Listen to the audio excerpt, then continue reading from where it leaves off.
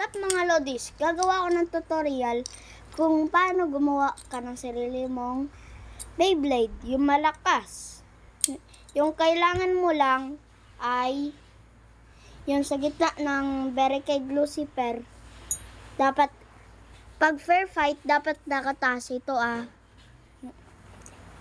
Yung gamitin, tsaka yung driver, tsaka yung disc ng Lucifer. Ano yun? Ba't Lucifer the end?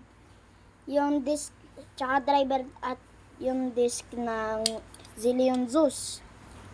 Tsaka yung last, yung launcher ay ito. Di ko ito alam yung DB launcher na to. Kasi sabay ito sa barricade Lucifer. Madali ito gagawin pag fair fight, metal fight, tsaka final. Madali ito, tsaka yung mga ito pag na-assemble, malakas na to, tsaka masasabog ito. So tara na. Para sa fair fight, dapat nakataas yung white na to. Dito tignan mo, takasin ko. Nakataas na. Dapat yan nakataas para sa fair fight. Hindi mo na to kailangan kasi fair fight, hindi sila kakasya.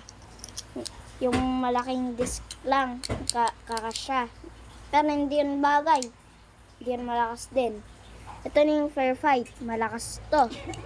Tsaka yung metal fight ay pwede mo na to kailangan. Pero hindi to. Dapat nakabalik yung lock. Dapat nakabalik yan Tsaka lagay mo na dito sa ilalim. Tsaka lock mo ulit.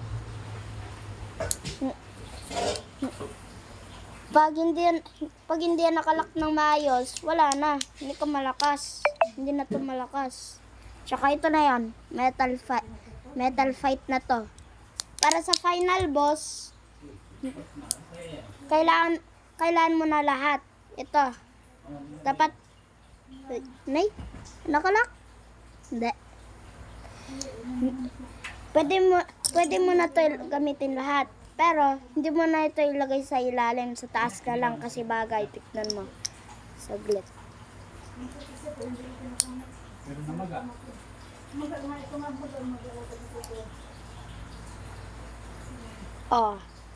Bagay, di ba? Tsaka yung disc, dapat dito din, magkapareho. Tsaka, ayan na, final boss.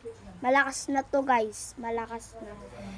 So, thank you for watching. Bye!